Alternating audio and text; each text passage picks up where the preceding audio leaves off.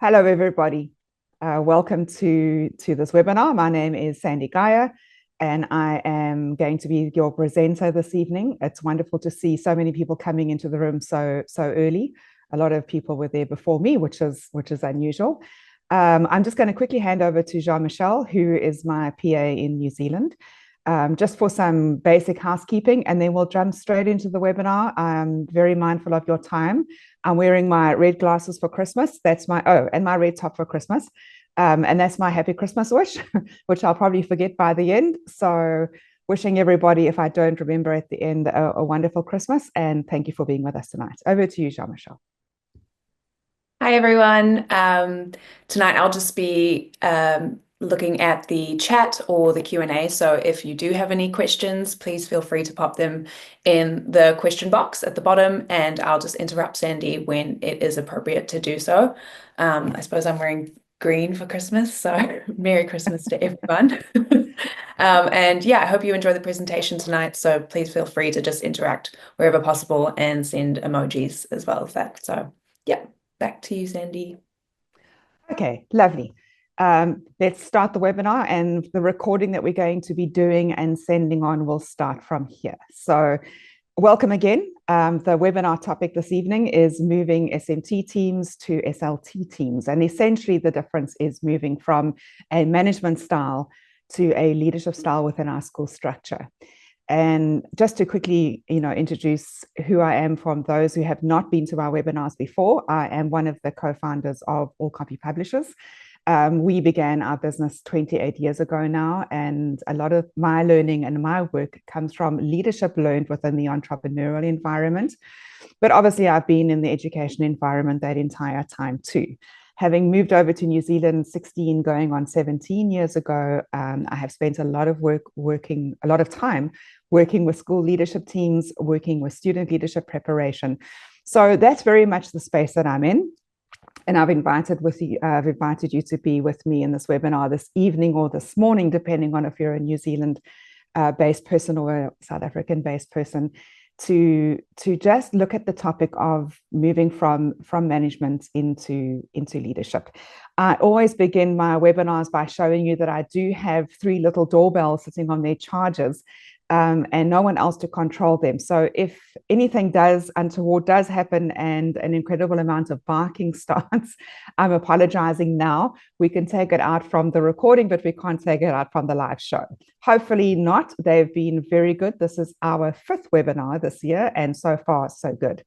So just to do a little recap of the webinars that have already run, simply for the reason that if you have missed any of the ones that have come before, and you would like to receive the recording of those, please let Jean-Michel or Cecile know. I know Cecile is online with us tonight as well. She's based in Johannesburg.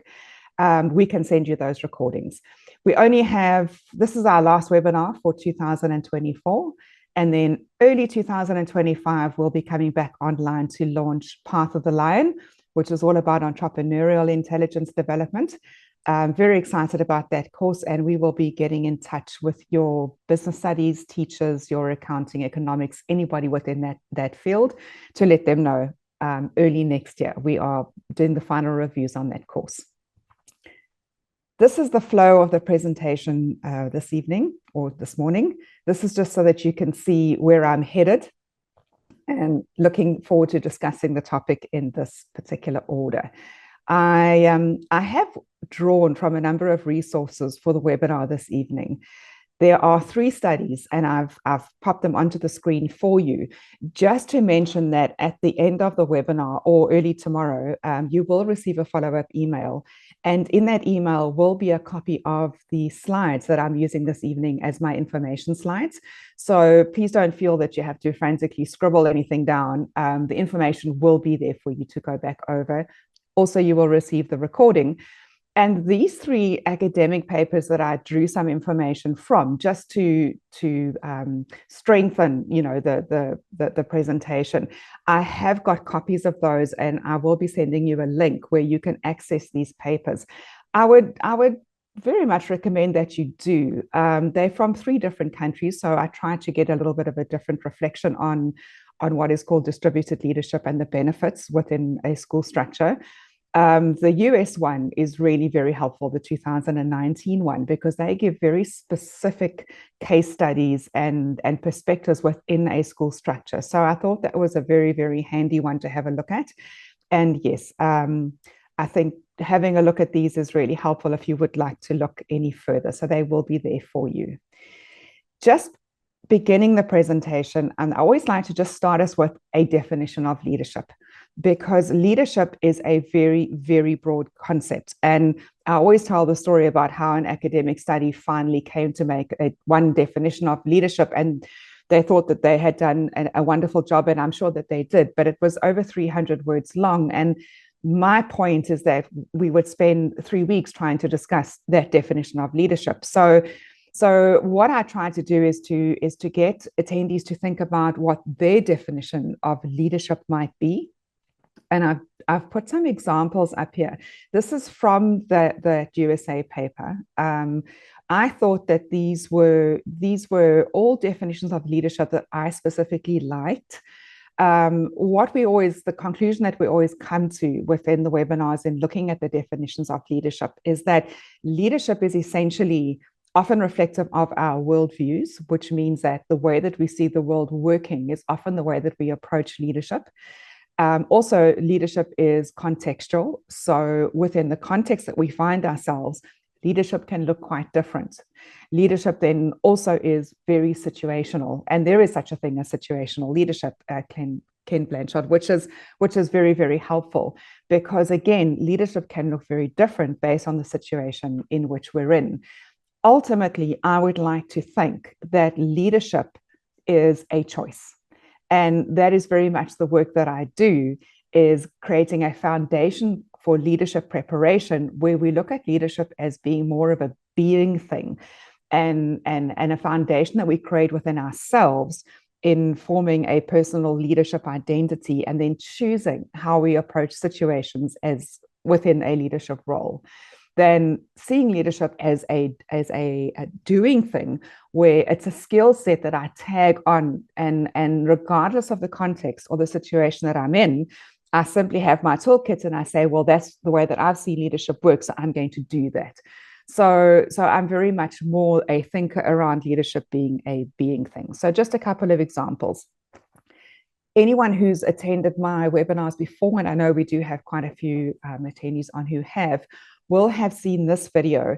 I'm playing it this evening for a little bit of a different reason than the one that I've used it for before.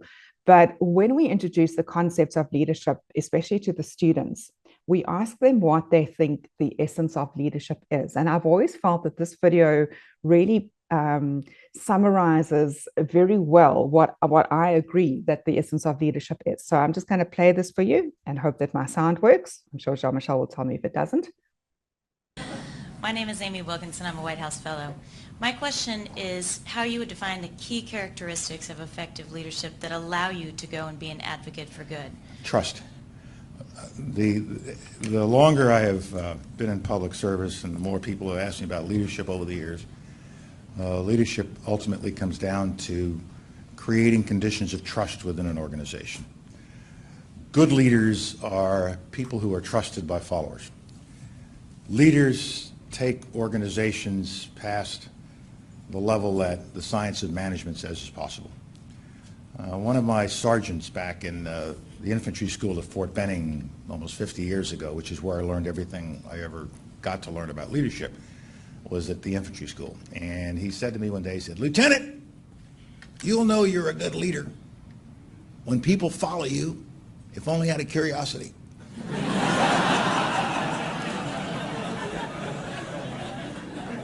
I've never had a better definition, because what he was saying, and I've seen it experienced in my life so many times. What he was saying is they trust you, and you have built up that trust. How did you do it? Clear mission and statement, selfless service. People look to you and they trust you because you're serving selflessly as the leader, not self-serving, selflessly, and that you prepare the followers, you train them.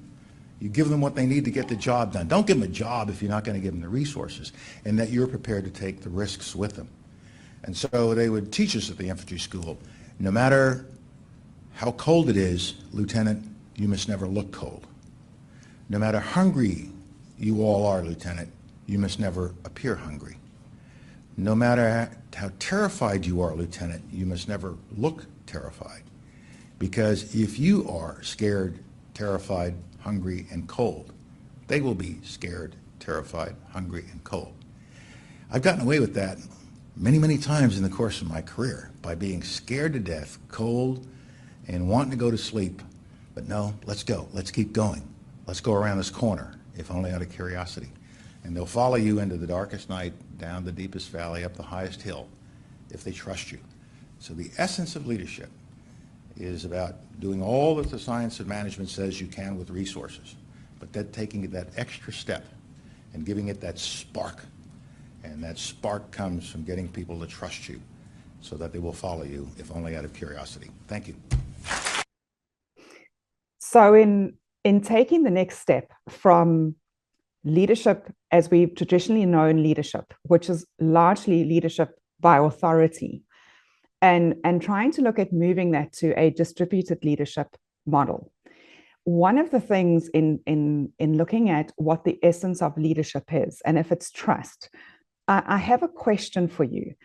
In thinking about yourself within a leadership position, if you were in a leadership by authority position where the buck stops with you and you take all the responsibility, all the accountability, and in trying to gain trust within that dynamic and that style of leadership, if you had to explain or describe your experience of leadership within that environment, how would you describe it if you were to use one word?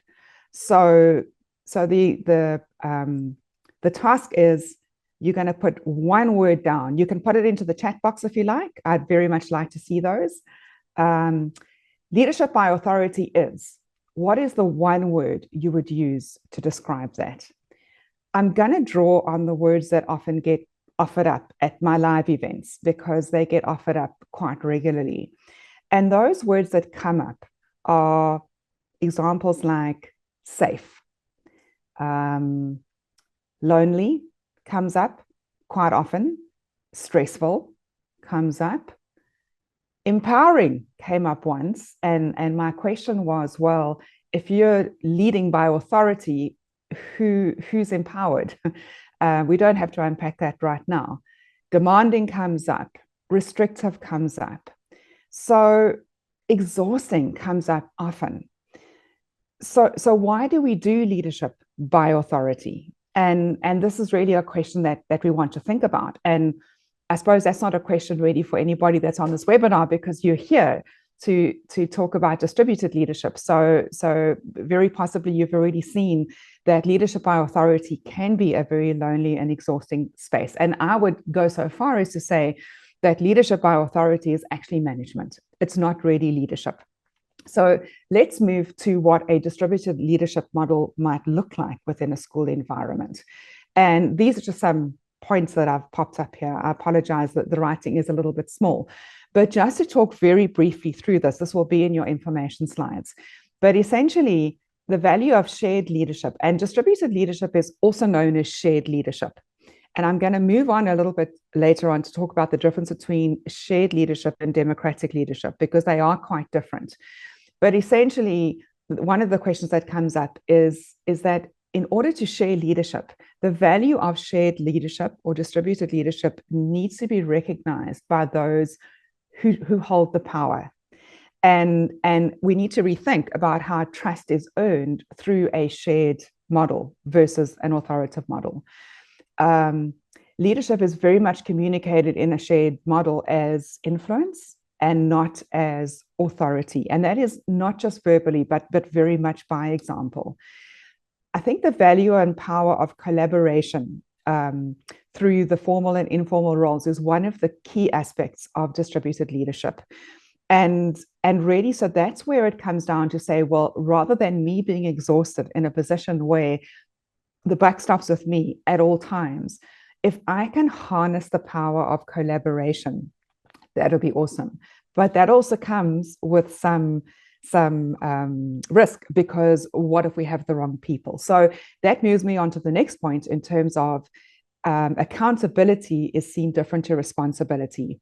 And when we're leading through a power-based authoritarian structure, we often take all the responsibility and all the accountability for what the results will be. Whereas when we move to a distributed leadership model and a shared leadership model, responsibility is then shared and it is divided. But I still say that the ultimate accountability still rests with the person who shared that power and shared that leadership in the first place. And that's one of the lessons that comes from entrepreneurial leadership that I'm going to refer to a little bit later on again, is that understanding that leadership within a structure can very much be a shared exercise, but the accountability still lands with the person who is sharing the power. And essentially that accountability comes down to, do they have the right people? And are they managing to put the right strengths together and to leverage those strengths and to gain collaboration in a positive manner? So that's where accountability does still come in. Leadership is seen as an ongoing developmental process. And I think this is one of the things that we really need to let go of in terms of traditional thinking, and saying that, there's that saying that says no one can follow an uncertain leader. And that there's some danger in that, because leaders are always learning. And if we don't allow them to be learning, then they won't be the best leaders, because we're asking them to lead us into tomorrow with what they learned yesterday. And that is not a good thing. So leadership positioning changes entirely around a distributed and shared model. We, in authoritarian leadership models, are used to leading from the front, whereas in a shared and distributed leadership model, we tend to move to the middle and often to the back. And that again, lends to using the power of collaboration and influence rather than authority. Some key differences to consider that I'd like to point to, because when authoritarian leadership first came into question, certainly within the academics field, and then sort of moving into schools and looking at trying to change it, democratic leadership came up as being an alternative model. But it was one that inspired a fair amount of hesitation from many of the school leaders that were looking at it as an alternative model. And there's a very specific reason for that. So I've just popped up on this slide the differences to consider. And the first for democratic leadership is that it prioritizes equity and active participation of all in the decision-making process. So participation is seen as a right. Now, that can feel a little bit dangerous to many school leaders, because what if we have people in there that are not up for the task of leadership and are not pulling in the same direction? So that can raise a big question mark, and it can actually cause the person in the leadership position, rather than facilitating shared leadership, to actually block it. So we want to look more at a distributed leadership model where it simply talks about dividing the responsibilities of leadership. It doesn't naturally entitle everybody on the team to be in a leadership position. And I think that's an important difference. In a democratic leadership model, a principal might hold regular meetings where all staff vote on school policies. Now, we spoke about exhausting, and let's be real, that can be exhausting, because everyone's got an opinion and everyone's got the way that they want it to be, and we could go in circles for forever and get absolutely nowhere. So then again, the tendency is for the principal to pull back and say, well, we're going to go this way, and so that we move, if for no better reason. And so democratic leadership within a school environment, from looking at it in this lens, can possibly maybe not be the most effective. If you've got the right team, it could be, but it's just something to be mindful of. In a distributed leadership model, specific staff members might take charge of distinct projects. And here's where we look at looking at different strengths and personality and communication styles, and actually really working with the team that we have to share our tasks, bearing in mind that those tasks can be reshared, relooked, remodeled. So it's not something that can get stuck. It's something that can move freely through the people that are then empowered to contribute towards, but it can move back from the people that are not necessarily making a contribution. So I just thought that that was a very insightful comparison to consider. And it really comes back down to the key difference in guiding team placement between democratic leadership and shared leadership. And I always say that there are very, I'm really generalizing here, but it works in most contexts, is that there are generally two types of thinkers. And they are your entitlement thinkers. And those are people that believe that they should be afforded whatever it is within their role because they are entitled to that. And that can very much be a backwards energy. So what we really want to look for are our contribution thinkers. And those are the people that come into a situation and simply ask the question, how can I help? And they are really the people that we want to be sharing leadership with, because they are also the learners. They're not looking back on something that they believe is owed to them. They're looking at how much they can learn and how much they can contribute. So one thing I always do when I'm working with team leaders, I say to them, just put this lens on and look at who's in your team and think to yourself, is this a contribution thinker or an entitlement thinker? And it sounds very simplistic, but in most cases, it's really quite easy to have a look at that difference. What stands in the way of moving to a distributed leadership model? This just comes through the academic articles and the research, the school culture. Now, that is essentially a fancy way of saying that the previous leaders are still navigating how the school is being led, because a school culture traditionally comes from previous leaders. So a new leader can bring in a new school culture. And that might not sound so simple, because you do have a lot of people in the school that are still within the old structure or the old culture. So that, again, really requires that we need to look very carefully at what makes a school successful, because the article that I sent out, and I know many people registered for the webinar from this article, and the opening sentence was something along the lines from the academic journal to say that successful schools are shown to be using distributed leadership models. But what we really need to think about is, what does successful mean? Because the leader sets what successful means, and they need to communicate that completely openly. So if the school structure, if the school culture is holding back a distributed leadership model being brought in, we need to look back at past leaders and who might be holding on to those. National education policy definitely does have an influence. Current school leaders, what most articles are finding is that the principal in most cases does drive the style of leadership and the approach to leadership within a school environment.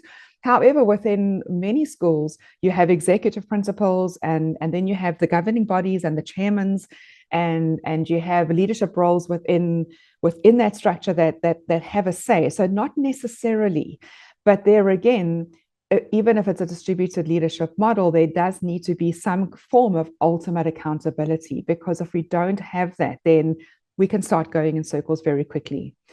Also, very much the lack of understanding of the concept and structure of a distributed leadership model, which is what tonight's webinar is all about, just placing some light onto that. We don't have very long, and I will wrap up by 8:45 or 9:45 SA time. But what I'm trying to do is not overload you with content, but just place some good framework around the model to consider as we move into 2025. My work in terms of the way that I develop leadership within teams, and certainly with our leadership preparation, is underpinned by a theory called integral theory. And again, those who have attended my webinars before would have seen this slide. I've changed it very slightly for the purpose of this webinar. But when we look at any member on our staff, integral theory essentially says that any individual, whether it's within a school, within any environment, an individual is made up of four parts, and it's very briefly put here as I, we, it, and it's. And there are some explanations around that on your screen, so I'm not going to labor that. But my point has always been in developing leadership and preparing future leaders for leadership, and looking at developing new leadership within our school teams. In most cases, we tend to still be looking at leadership development in the top right quadrant, which is observable leadership style. So what we see is what we do. And we tend to often lead by imitation or by example. Whereas when we're wanting to really develop leadership from the inside out for individuals, we should be looking at the top left quadrant. And that is the I. It's a very intentional development, but it's often not something that we develop through our education. Even the most advanced school staff may have come through a wonderful education, but may not have specifically focused on leadership development from the inside out at any point in their career. So they might be drawing on what they've learned and what they've seen in action, because within a school principal role or leadership role, we know that you have so much that comes within your portfolio, that where do you have the time to work on you? So this is where we step in to try and assist in this area. So what we're already looking at is saying, let's move leadership preparation and leadership development from the top right in terms of observable behavior into the top left, which is all about developing within individuals and having the right people on our team.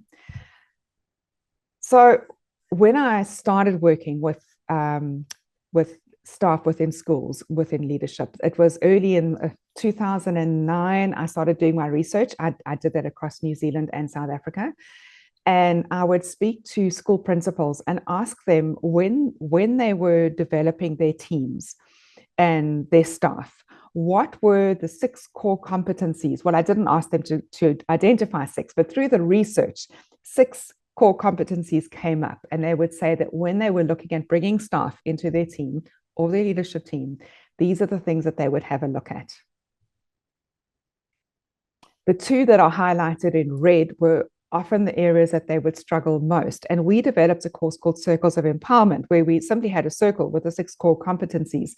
And we asked the principals to rate from 0 in the middle to 10 on the outside, how they were doing. And what we would often find is that because they could hire the academic qualifications and the teaching experience and the classroom skills, that they would score fairly well on those. But on the bottom 3, they would score less well. So the wheel was never quite right, because it would start quite nicely and then it would just sort of kink in at certain sides. So within Circles of Empowerment, we developed a course that looked specifically at effective communication skills, conflict resolution skills, and leadership skills. And that's what we were facilitating until COVID came around and really messed with that. And that's when I moved my work sort of backwards from the staff leadership teams to the future leadership preparation. And we did that by means of an online course. But as we've taken that online course out, it's called Leadership Literacy for Life. As we've introduced that to our schools and to the students, we've had so many staff members come back and say, but what about us? And what can you do for us? And my initial approach was to say, well, the Leadership Literacy for Life courses are essentially free for teachers. We don't charge for those, and any support teachers can go on and do the courses for free. But it's just not formal enough, and it doesn't really bring in a team experience in terms of trying to develop a shared leadership model with our team. So we've had a number of schools through the course of this last term come to us and ask us to help them. I, in my newsletter, sent out a referral from one of them.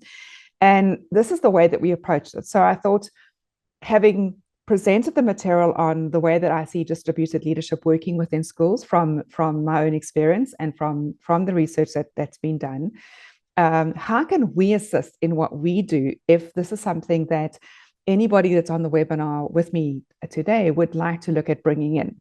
And this is the way that we approached it. We gave staff access to the 2 circles of our Leadership Literacy for Life course. The first circle is all about self-awareness, which we ask the question, how well do I know me? And circle 3, sorry, this actually should be circle 4, I just noticed that now, which is the positive influence of others and how well do I lead others? And there we go. And the online part of that course means that anyone that's on the staff leadership team or currently on the staff management team who would like to move to a staff leadership team can, in their own time, and doing these 2 circles takes approximately an hour, maybe an hour and a half. In circle 1, they have a look at how they come to conclusions. They do an online assessment to look at their communication style, which is also known as personality styles. They have a look at their value set. We've got a lovely way of bringing up the top core values of any individual. Again, it's done online.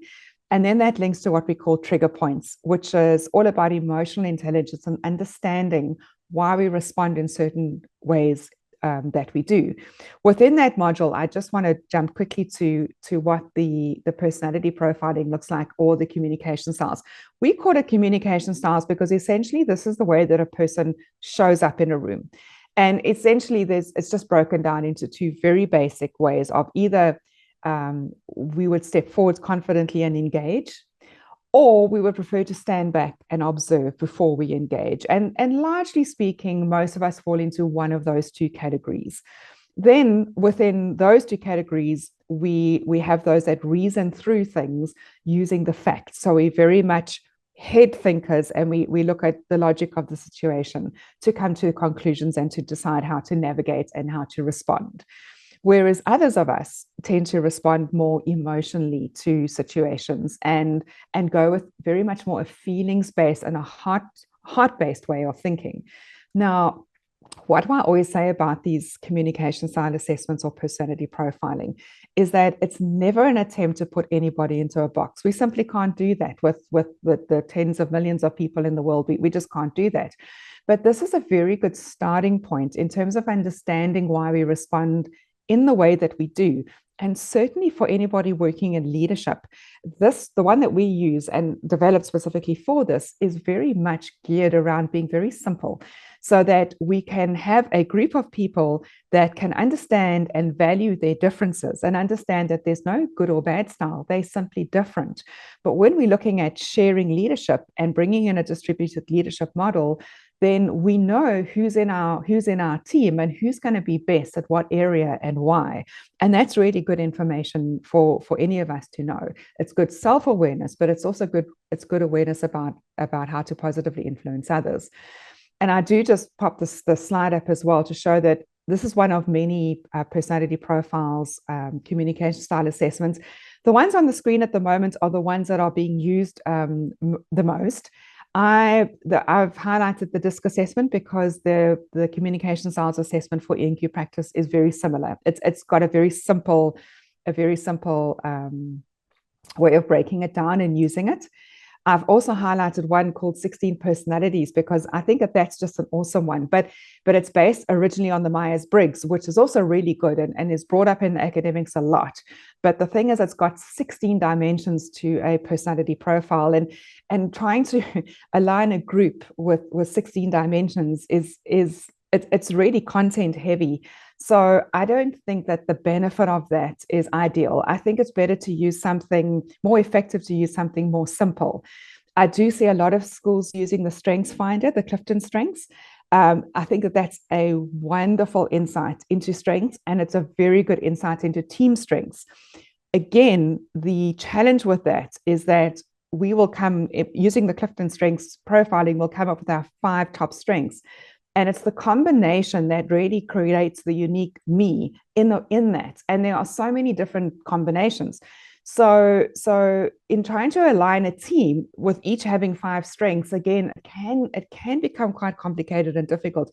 It can certainly be done over time. But when we're looking at moving into new challenges, 2025 is right around the corner. What are the school goals? What are we wanting to achieve? What does school success look like to us next year?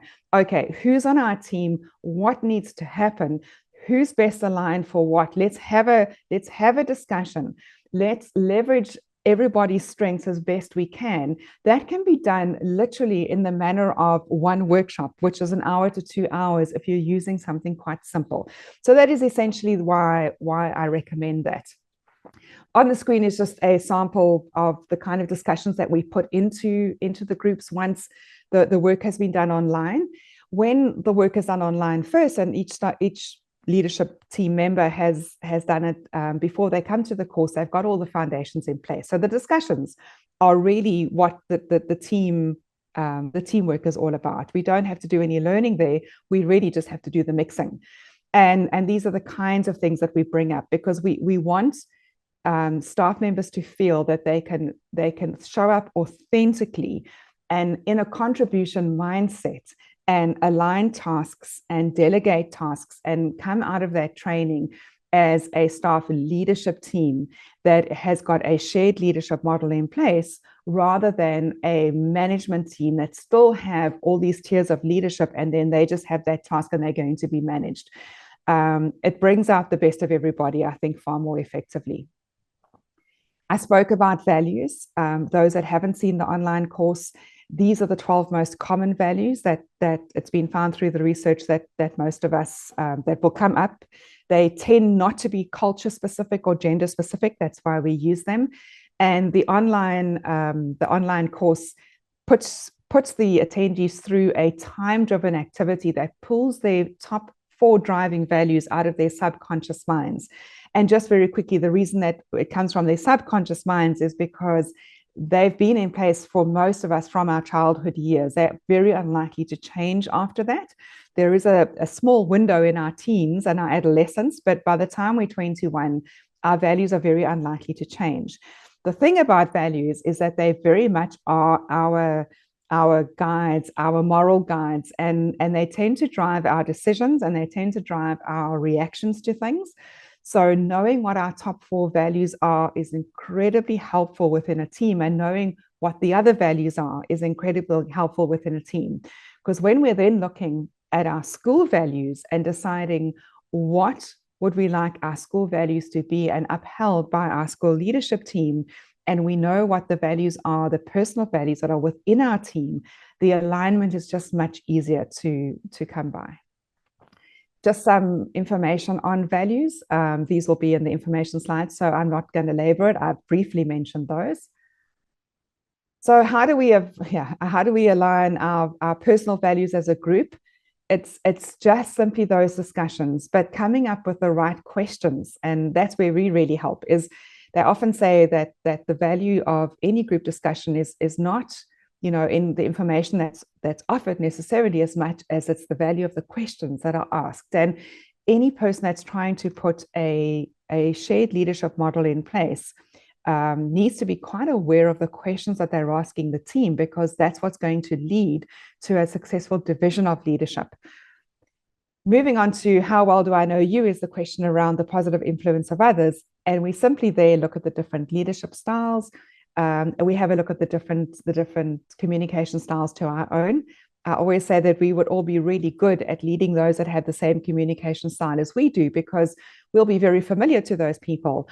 But if we have a leadership style that differs very much to the communication style of everybody else that's on our team, or those that we're wanting to follow us out of curiosity, as the video said, we need to be able to adapt our style so that we can create that trust bond, and that other people will follow us. So that's the preparation work that gets done.